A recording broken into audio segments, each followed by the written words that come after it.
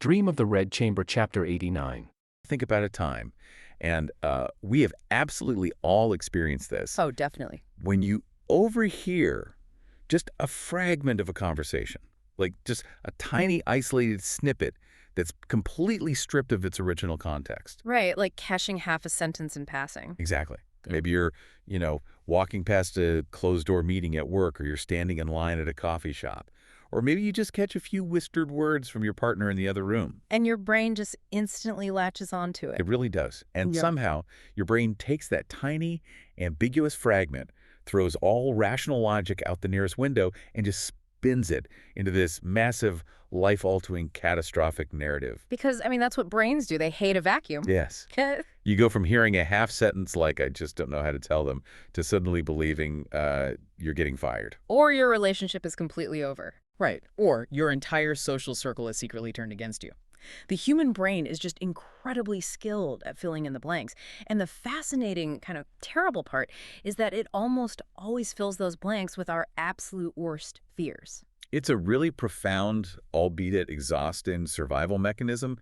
We are biologically hardwired to scan our environments for threats. Always looking for the danger. Exactly. And when information is hidden from us, or, when we are denied the ability to engage in direct, transparent communication, a whisper behind a closed door doesn't just sound like a whisper. It feels like a roar. Wow, yeah. It feels huge. In the absence of clarity, paranoia just quickly becomes our baseline reality.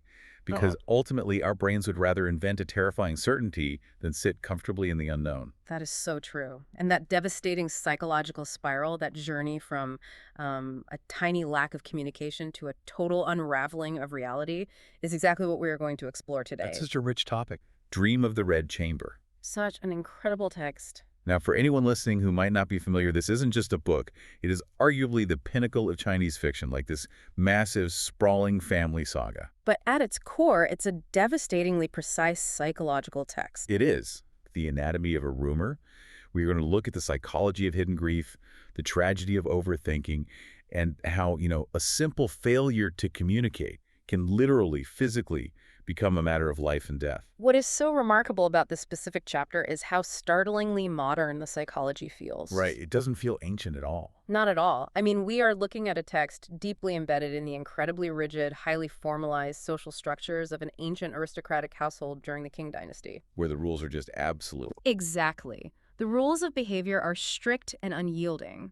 Yet the internal emotional landscapes of these characters, the crippling anxiety, the depressive spirals, the physical somatic responses to trauma, they are intensely relatable to a modern reader. It really is a masterclass in psychological tension. It is. It shows us that while social rules change over centuries, human wiring really doesn't.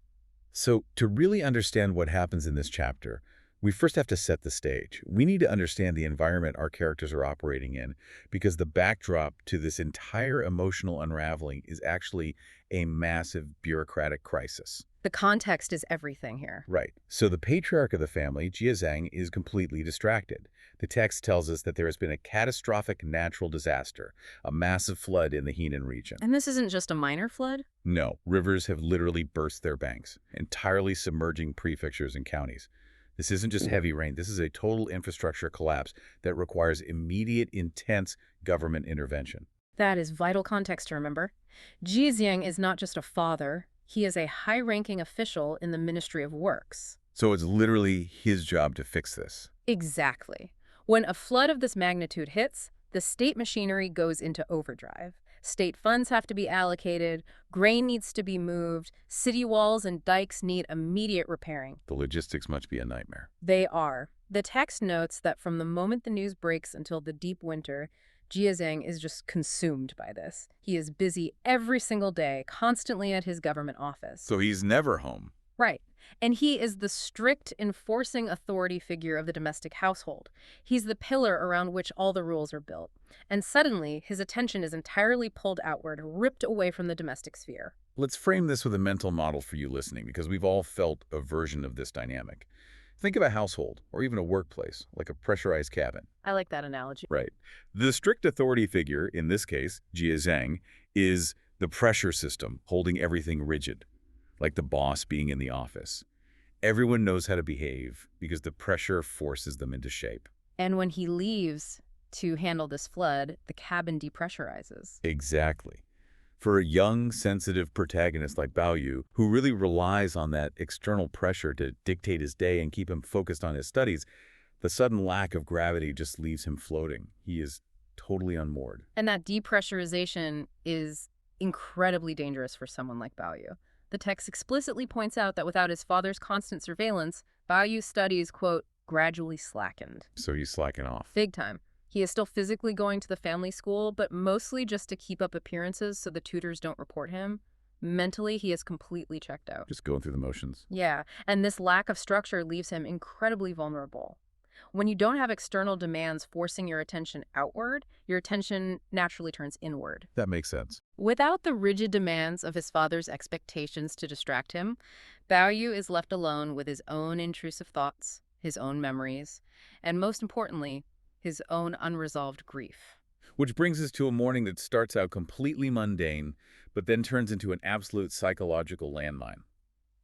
Daiyu is at this school, pretending to study, and the weather undergoes a violent shift. It's very dramatic. Yeah, we're in mid-October, and the text describes this so vividly. There is the sudden sound of wind violently rattling the paper windows at the school. And when they look outside, there are heavy, oppressive layers of black clouds rolling in from the northwest toward the southeast. It's a sudden, biting, bone-chilling freeze. Yeah. Just out of nowhere. And the author uses this environmental shift to mirror the internal shift that is about to occur. It's not just a gentle change in the season, right? No, it's aggressive. It's an aggressive, sudden drop in temperature.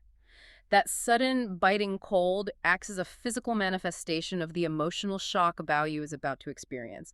The atmosphere itself is warning the reader that something is about to break. So because of this sudden cold snap, Daiyu's maids, back at his private courtyard, realize he's probably freezing at the school. So they pack up some winter clothes and send a servant, a boy named Beaming, to rush them over. And they don't just send any random winter coat. No, they send a very specific garment. It is called the peacock feather cape. And when Beaming arrives at the school and pulls this cape out of its wrapping, Daiyu's entire world just stops. The reaction is visceral. The text describes his physical response with such piercing specificity. What exactly does it say? It says that the moment Daiyu saw the garment, he became dazed or foolish. The original phrasing implies a total blankness, like a literal loss of the soul's presence in the body. So he just completely shuts down. He does. He doesn't just look at the coat. His higher cognitive functions seem to shut down. He is utterly paralyzed by it.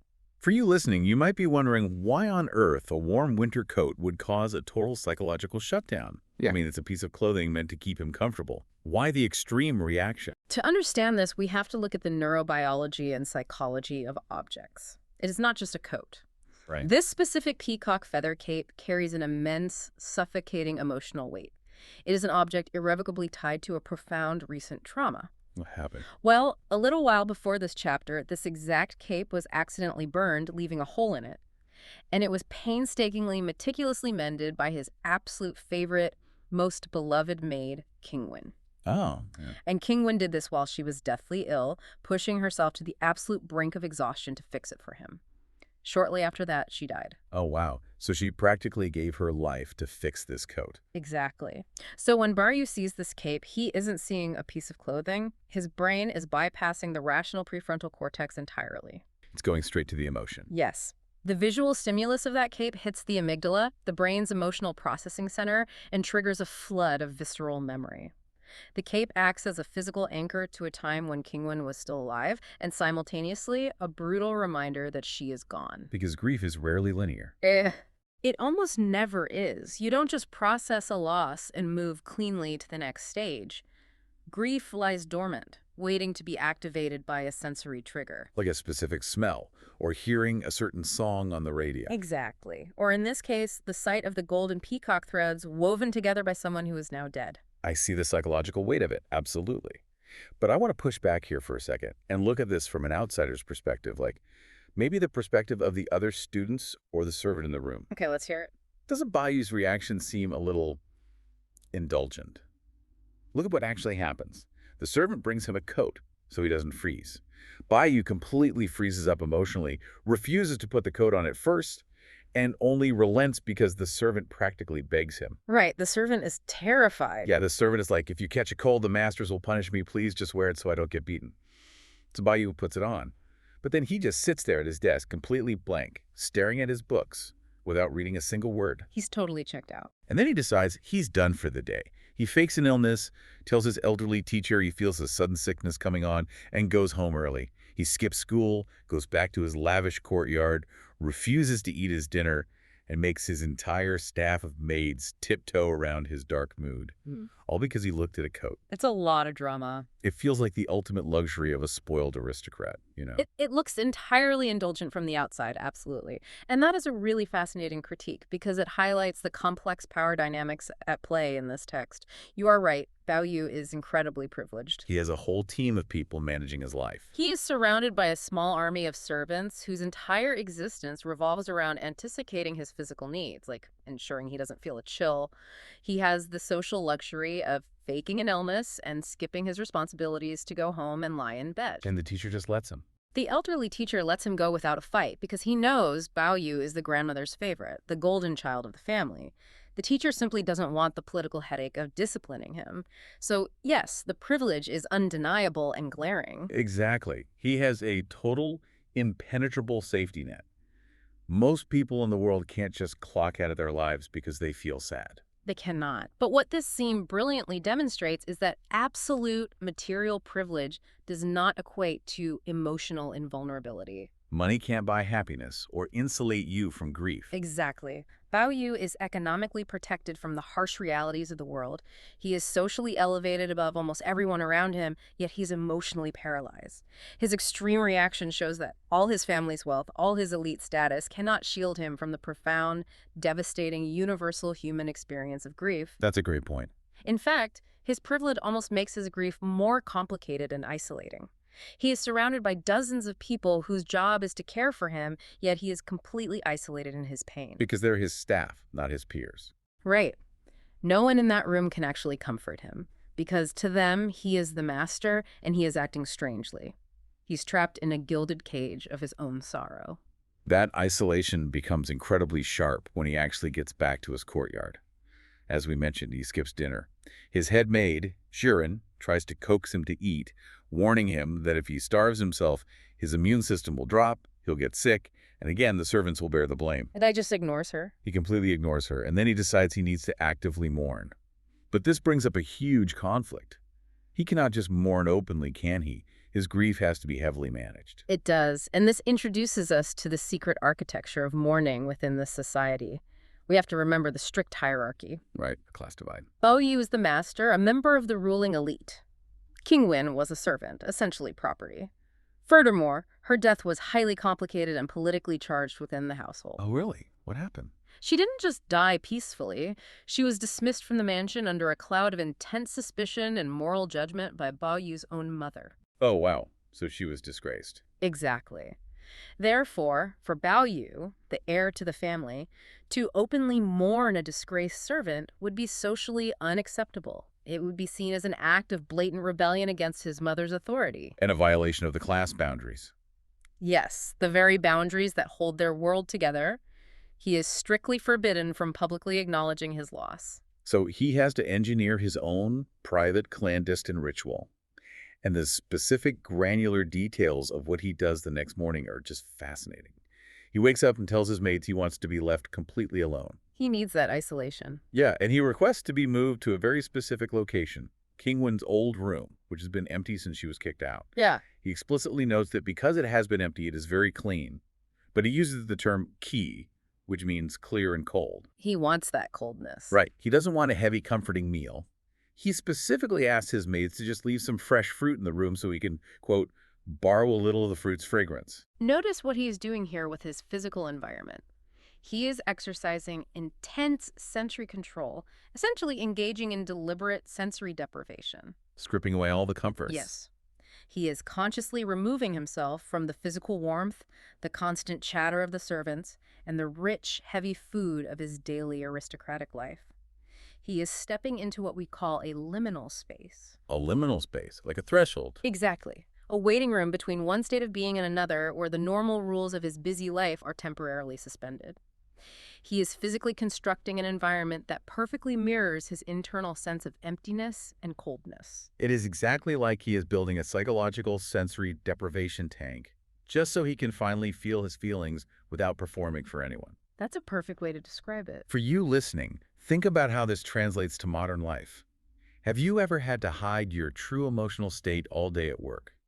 Maybe you're going through a terrible breakup or a family emergency, but you have to sit in meetings plastering on a fake professional smile, Just white-knuckling it through the day. answering emails, pretending everything is fine, and you are just waiting, counting down the minutes until you can get to your car, close the door, and finally let your guard down and break down in the parking lot. Or locking yourself in the bathroom just to have a quiet moment to cry. That is exactly what Daiyu is doing. In a sprawling mansion teeming with hundreds of people and constant watchful eyes, he literally has to barricade himself in an empty, freezing room just to have permission to grieve. And within that barricaded freezing room, he performs a highly specific, ritualized act of creation and destruction.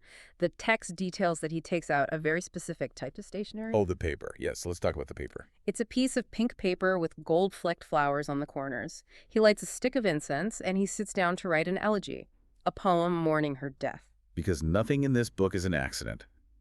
Why pink paper with gold flecks for a poem about death? Wouldn't you use stark white or, like, plain paper? In classical Chinese culture, white is indeed the color of formal mourning. But remember, Daiyu is not engaging in a formal, socially sanctioned mourning ritual. Right, because he's not allowed to. Exactly. He is engaged in a highly intimate, deeply personal expression of love and loss for a young woman.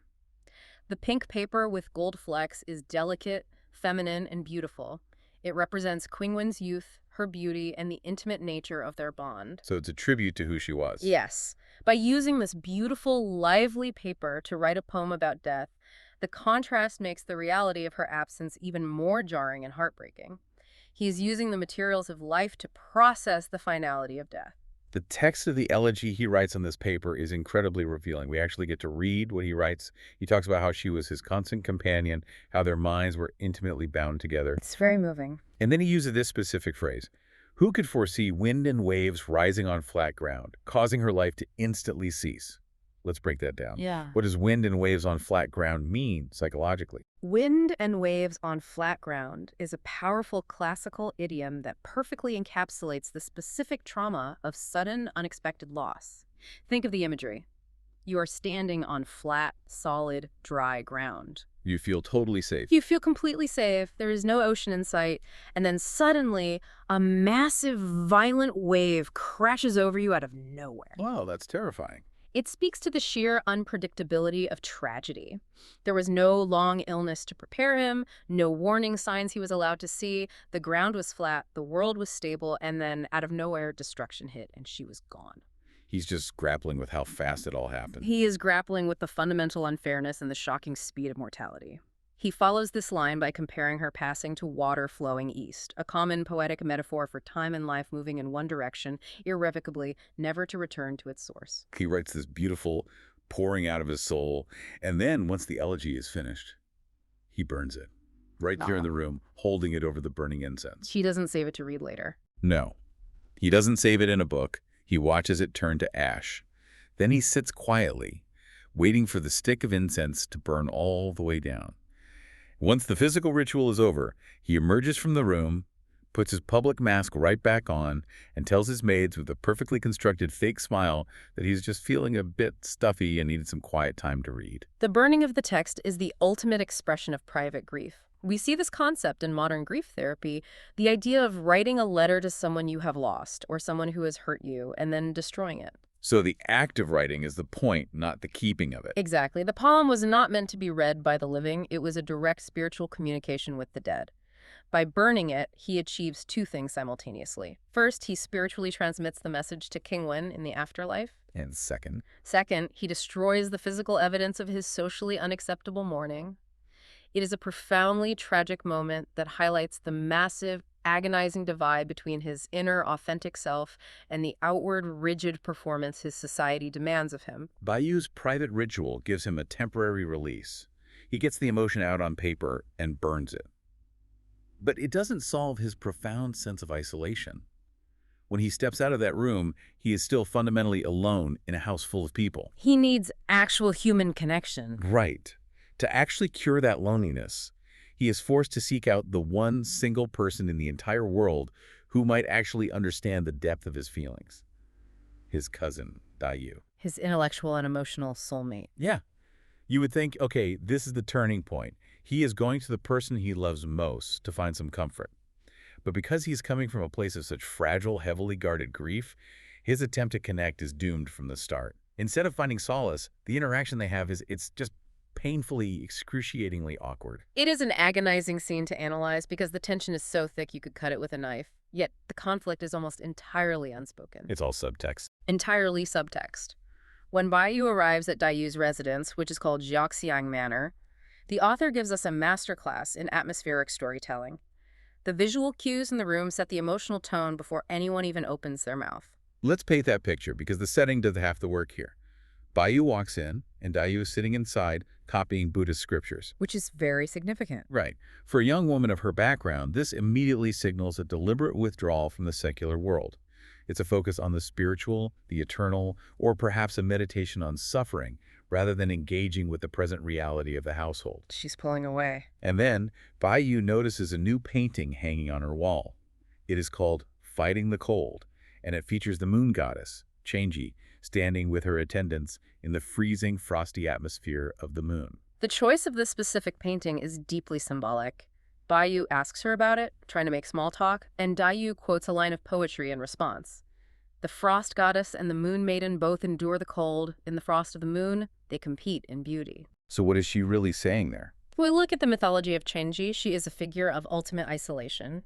She took the elixir of immortality and floated away to the moon, where she lives forever, but she lives entirely alone in a freezing, desolate landscape. So she's relating to that isolation. Yes. By hanging this painting and quoting this poem, Daiyu is subconsciously, or perhaps consciously, aligning herself with these cold, isolated, untouchable figures of myth. She is projecting an aura of enduring, freezing conditions. And that's literal and emotional. Exactly. This is literal as the physical winter is approaching. But more importantly, it is emotional. She feels increasingly isolated, unsupported, and emotionally frozen within the household. She is telegraphing her emotional state through her interior decorating. Baiyu is trying to find a way in. He is looking for a conversational hook to bridge the gap between them. And his eyes land on her guqin, her traditional stringed instrument, hanging on the wall. The text stops the narrative momentum here to give us hyper-specific, almost obsessive details about this instrument. The details are incredible. Baiyu looks at it and asks, "Is this your guqin? Why is it so short?" A guqin is a highly revered ancient Chinese zither associated with scholars, philosophers, and deep emotional expression.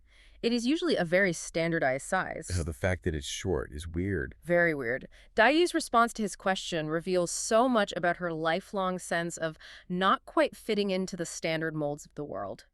She explains that it is not a standard size because she had it custom made when she was a very small child in her home province. This was before she was orphaned and sent to live with his family, right? Yes, she was learning to play, but her arms literally couldn't reach across a normal-sized instrument, so it was built specifically for her frail body.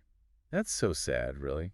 It highlights how fragile she's always been. It does. She goes on to detail the exquisite craftsmanship. She mentions the crane mountain and phoenix tail designs carved into the wood, which are symbols of longevity, high status, and artistic refinement. Crucially, she points out the ox hair crack patterns in the lacquer. Okay, what do ox hair cracks mean? To a modern ear, a cracked instrument sounds broken or poorly maintained. In the world of antique Chinese instruments, it is exactly the opposite. Lacquer naturally cracks as it ages over decades or centuries. Ox hair refers to incredibly fine, dense, hair-like cracks that only appear on very old, extremely high-quality instruments. Well, so it's a good thing. It's a great thing. These micro-fissures actually improve the acoustics. They allow the wood to resonate more freely, producing a clearer, deeper, more melancholic tone. So she is telling him that this instrument is incredibly precious, deeply personal, and uniquely attuned to her. It is a beautiful object, but is also a physical symbol of her unique, isolated existence. Right, it fits her perfectly. It was made specifically for her, to fit her fragile, solitary frame, and it produces a sound unlike any other. She is essentially presenting him with a metaphor for her own soul. And this is exactly where Daiyu, in his clumsy attempt to connect, steps on a landmine. He tries so hard, but he gets it so wrong. He really does. He is trying to show her that he pays attention to her, that he cares. So he says, the other night I was walking by your courtyard, and I secretly stood outside your window and overheard you playing the guqin and chanting your poetry. Eavesdropping, basically. Yeah, which is already risky. And then, instead of just complimenting her, he decides to offer a technical critique of her poetic structure. Such a bad move. He says, I was wondering, the first part of your song used a level rhyme, but right at the end, it suddenly shifted to an oblique rhyme. What was the meaning of that? To understand why this is such a disaster, we have to understand the technical rules he is referencing. In classical Chinese poetry, words are categorized by their tonal qualities. Okay, like level versus oblique. Right. Level tones are flat, smooth, sustained tones. Oblique tones are sharp, rising, falling, or abrupt tones. A poem using level rhymes feels smooth, stable, and emotionally balanced. And shifting to oblique changes that. Drastically. Shifting suddenly to an oblique rhyme at the end of a stanza is jarring. It breaks the established harmony and signals a sudden spike of distress, chaos, or unresolved tension. So what he's actually asking is pretty intrusive. By pointing this out, Daiyu is essentially saying, I analyzed your private song, and I noticed that it started out calm but ended in emotional chaos. What are you hiding? Why are you upset? Oof. It's a seemingly innocent academic question. But to Daiyu, who is fiercely guarding her vulnerabilities, it is a massive intrusion. She feels totally exposed. She didn't invite him to hear the song, he eavesdropped. And now he is psychoanalyzing her based on a technicality. Her response is immediate, defensive, and completely shuts him down. She says, this is the natural sound of the human heart. It goes where it goes. There are no set rules. Which is a great defense. And then she delivers a line that lands like a heavy iron door slamming shut between them. She looks at him and asks, how many true confidants have there been since ancient times? Whoa. That is a devastating rebuke. She's basically saying, true understanding between two souls is incredibly rare in the history of the world, and clearly, you are not one of those souls. You don't understand me at all.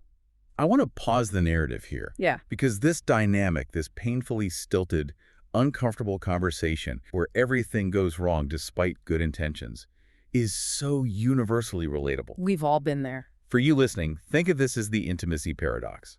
The higher the stakes of the relationship, the lower our tolerance for miscommunication, which ironically causes us to stop communicating naturally altogether. It's so true. Have you ever been in a text message thread with someone you deeply love? Maybe a new partner you are terrified of losing, or a best friend you're currently in a weird fight with.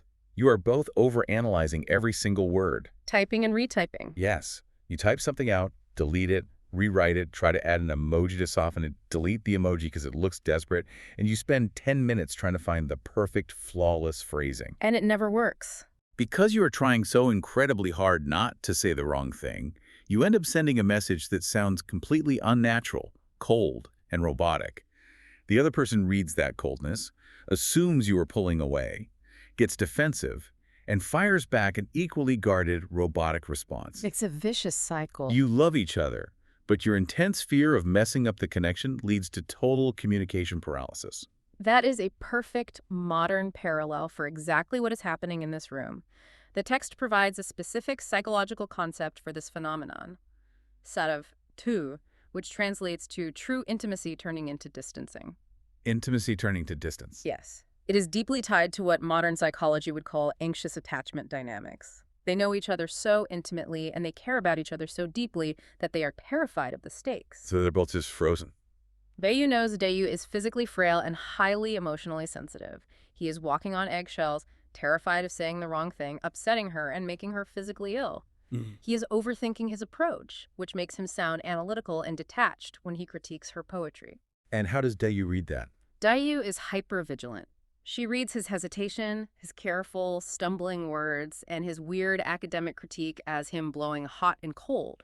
She thinks he is hiding something, or worse, that he is pulling away from her. Their intense, overwhelming care for one another is exactly the mechanism that prevents them from communicating honestly. Because they are so afraid of breaking the glass between them, they refuse to touch it at all. Which is so tragic. So Daiyu just sits there.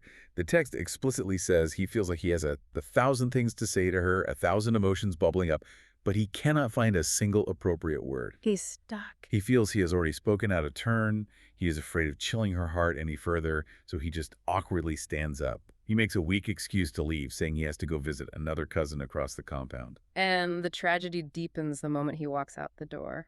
Daiyu, sitting alone in her room after he leaves, immediately regrets her defensiveness. Oh, she knows she messed up. She reflects on the conversation and realizes she was too harsh.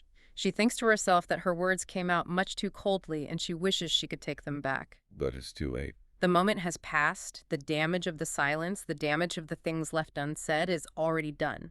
And this silence, this massive vacuum of direct communication between the two people who need it most, creates the perfect, fertile breeding ground for an absolute disaster. Because nature, and especially human psychology, abhors a vacuum. If you do not communicate directly with someone, your brain will find something else to fill that void. And in this specific case, the void is instantly filled by rumors. Which leads us to the absolute climax of this chapter. As soon as Daiyu leaves, Daiyu is left sitting alone in a room, feeling thoroughly unsettled by his strange, hesitant behavior. Her anxiety is already spiked. She's on edge. She is primed to look for reasons why he was acting so weirdly. And then she overhears something outside, the danger of the overheard fragment. It's the catalyst for everything that follows. Daiyu is inside, and she overhears her two personal maids, Suyen and Zihuan, whispering outside on the terrace. Now, the architecture of these traditional courtyard houses is really important here. The windows are made of lattice wood, covered in thin paper. They offer almost no soundproofing. None at all. They let in light, but they also let in every single sound. You can hear someone breathing heavily on the other side of a paper window. Eavesdropping is practically built into the architecture. And what her maid Suyen shares is a piece of third-hand gossip that hits Daiyu like a physical blow to the chest. What does she hear? Suyen is whispering to Zihuan, and she says she just heard a massive secret from another maid, Shishu. The rumor is that Daiyu is officially engaged to be married. To someone else? To someone else. Now, if it were just a vague rumor, Daiyu might have brushed it off, but the details Suyen shares are terribly specific, which makes them sound utterly convincing. The details make it real. Yeah, exactly. Suyen says the bride is from a prefect's family, a high-ranking, wealthy, politically connected family. She says the girl is known to be both beautiful and highly educated. And she even names the matchmaker. Right. She does. She says the arrangement was facilitated by a relative from the East Mansion, a Mr. Wang.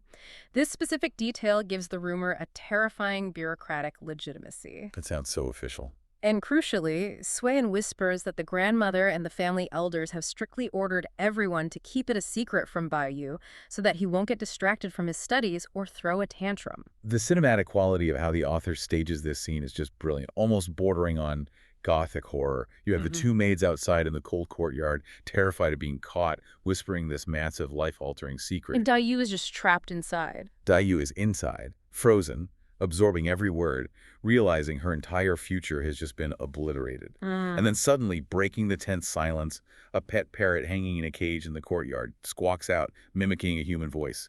"The girl is back, poor T." It is the perfect, terrifying jump scare. It really is. The parrot's sudden, loud shriek completely shatters the secretive tension. It terrifies the maids, who realize how loud the courtyard actually is, and they quickly scatter. But symbolically, it's so dark. Symbolically, it serves as a jarring, almost mocking punctuation mark to the devastating secret Daiyu has just absorbed. The parrot is mindlessly mimicking the sounds of polite, everyday domesticity. "Poor T, welcome back." While internally, Daiyu's entire world is violently collapsing. It highlights the absurdity of the polite surface world just continuing on normally, while true human tragedy happens in utter silence. It's a brilliant juxtaposition. So what does this rumor actually mean for Daiyu? Here's the question I think almost anyone listening in a modern context would scream at the book. Why doesn't she just ask someone? It's the most common modern reaction. Right. Why doesn't she march up to the grandmother who loves her, or go to Daiyu's mother, or even march straight to Daiyu himself, grab him by the collar, and demand to know if this engagement rumor is true? Why does she just absorb this third-hand gossip from a maid and retreat into her room? To understand her reaction, we absolutely must understand the societal trap that Daiyu exists within. We often say that information is power. In Daiyu's world, she has absolutely no power. meaning she has no right to information. Exactly. She has zero right to information regarding her own life. She is an orphaned girl. Both her parents are dead. She is living entirely on the charity of her mother's wealthy relatives. She has no safety net. None. She has no father or brother to advocate for her political or financial interests. In this deeply patriarchal, hierarchical society, marriages are not born of love. They are strategic alliances arranged by the elders to consolidate wealth and political power. So the people actually getting married have no say. The actual individuals getting married are considered the last to know, and they have absolutely no say in the matter. So for her to walk up and ask about it directly, It would be catastrophic for her reputation. It would be seen as highly inappropriate, aggressive, shameless, and practically a violation of the fundamental social norms that govern her existence. just for asking a question. Yes. A respectable, unmarried, aristocratic young woman is strictly forbidden from concerning herself with, let alone inquiring about, her own marriage arrangements. To ask about the marriage arrangements of a male cousin would be even worse. Oh, because it would out her feelings for him. Exactly. If she were to ask, she would expose her own presumptuous romantic hopes regarding Daiyu. She would subject herself to extreme humiliation, and she would likely be heavily disciplined for her lack of modesty. She is entirely, completely at the mercy of the adults behind closed doors' decisions. She is trapped in a system where the trajectory of her entire life is decided. In rooms she isn't allowed to enter, by people she isn't allowed to question.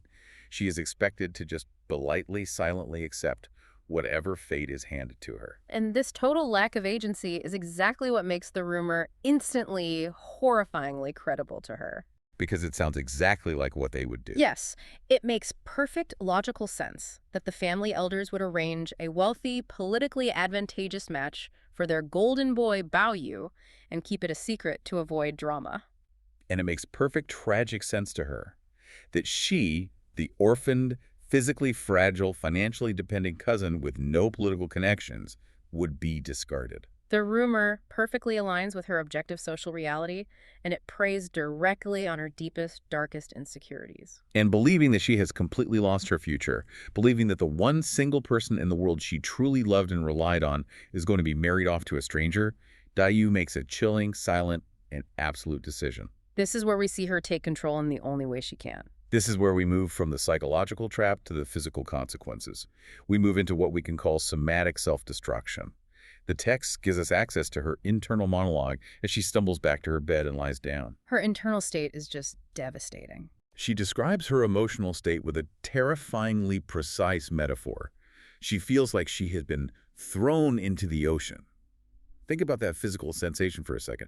The sheer weightless panic of drowning. It's an overwhelming feeling of helplessness. The feeling of being entirely consumed, dragged down by something vastly larger, colder, and more powerful than yourself, with nothing to grab onto.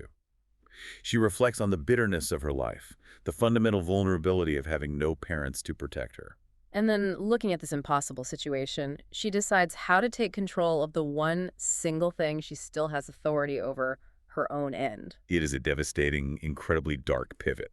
She decides that she will not live to see the humiliation of Daiyu marrying someone else. She will not be the pathetic, discarded cousin watching the wedding festivities. The text uses a terrifyingly specific phrase to describe her resolution. What's the phrase? Art, which translates roughly to intentionally ruining, wasting, or trampling upon one's own body. She makes a conscious, ironclad resolution to slowly, methodically destroy her own health. So it's deliberate. Entirely deliberate. Her goal is that within a year or even half a year, she can die what she considers a clean death before the wedding can ever take place. It is a silent protest. It is a slow, agonizing, self-inflicted erasure. We need to detail exactly how she goes about this, because it is an incredibly disciplined, almost clinical act of self-harm. How does she execute this decision? She begins by systematically weaponizing her own environment and her own biology against herself. As the freezing winter approaches, she stops covering herself with blankets at night. Exposing herself to the cold on purpose. Yes, deliberately exposing her fragile, already compromised respiratory system to the freezing cold. When her maids try to add layers of clothing to her during the day, she refuses them. And then it escalates, right? More drastically, she engages in a practice the text refers to as tle, which means cutting off grain. This means a total, absolute refusal of food. She stops eating entirely. Just completely starving herself. And when the doctors are called and they prescribe her bitter herbal medicines to stimulate her appetite and warm her blood, she secretly spits them out or refuses to drink them. The physiological toll of this must be rapid and brutal. It is. Within just half a month of this regimen, her body begins to shut down. Her digestive system weakens to the point where she physically cannot even stomach a single sip of thin rice porridge. She becomes completely bedridden. Bedridden, coughing constantly, reducing herself to nothing more than a dying breath. And the psychological state she enters during this physical starvation is where the text becomes truly terrifying. As her body breaks down, her mind begins to warp. This is a crucial psychological observation from the text. The expert analysis of the text highlights a brilliant classical metaphor used to describe her state of mind. A mind full of suspicion becomes the shadow of a snake. I want to unpack this because it is crucial. What does the shadow of a snake mean in this context? It is a reference to a very famous classical Chinese idiom, seeing the reflection of a bow in a cup and mistaking it for a snake. How does that story go? The original story is about a man who goes to a banquet, drinks a cup of wine, and thinks he sees a small snake swimming in his cup. He goes home, becomes violently physically ill from the thought that he swallowed a snake, and nearly dies. Just from the thought of it. Yes. Later, he finds out it was just the reflection of a curved bow hanging on the wall above the table. Once he realizes it was an illusion, he is instantly cured. That's a powerful story. The idiom describes a state of extreme paranoia where false alarms completely dictate a person's physical reality. When you are operating from a foundation of absolute suspicion, fear, and starvation, your brain loses its ability to rationally filter information. It twists everything. It will contort every innocent piece of data, every random shadow to confirm your worst fears. It is confirmation bias on a lethal biological scale. Exactly. Her brain is starved of nutrients and flooded with cortisol. Daiyu starts seeing confirmation of Baoyu's impending marriage everywhere she looks. Even in everyday interactions. Yes. The text notes that when anyone in the household whispers in the hallway, she instantly assumes they are gossiping about the wedding preparations. And she gets suspicious of her own family, too. When her aunt, Shu Auntie, comes to visit her to check on her health, Daiyu immediately becomes wildly suspicious. She doesn't see a caring aunt. She thinks the aunt is there on a reconnaissance mission, checking to see how close Daiyu is to dying so they can clear the way for Baoyu's new bride. Oh, that is so heartbreaking. It escalates to the point of auditory hallucinations. In her feverish, starving sleep, she hears the servants calling out for the second Madame Bao, which would be the official title of Baoyu's future wife. So she's literally hearing things that aren't there. Her mind is literally manufacturing the very torment that is killing her body. I really want to emphasize the sheer, agonizing tragedy of this for a moment. Daiyu is literally starving herself to death over a piece of third-hand gossip. A rumor spread by a maid who heard it from another maid. And the devastating irony is that the listener knows the rumor isn't even true. Exactly. There is no engagement. Yeah. But because the social rules forbid her from verifying it, and because she feels she has absolutely no inherent worth in this society other than her potential connection to Baoyu, she internalizes the rumor as an absolute fatal truth. It is the ultimate manifestation of the mind-body connection. Her psychological despair creates a literal, fatal physical deterioration. Her mind is acting as the executioner of her body. It highlights a terrible, dark paradox regarding the concept of control. We talk about control in a void in modern psychology. What does that mean exactly? When human beings are stripped of all external agency, when Daiyu has no control over her social standing, no control over her financial wealth, and absolutely no control over whom she marries or whom Baoyu marries, they will instinctively search for something to control. They just need to grasp onto anything. Right. The only territory Daiyu has absolute, unquestioned sovereignty over is her own physical body. By choosing to systematically destroy it, she is in a very dark, deeply tragic way reclaiming her agency. If she is not allowed to choose how she lives, she will orchestrate exactly how and why she dies. That is exactly right.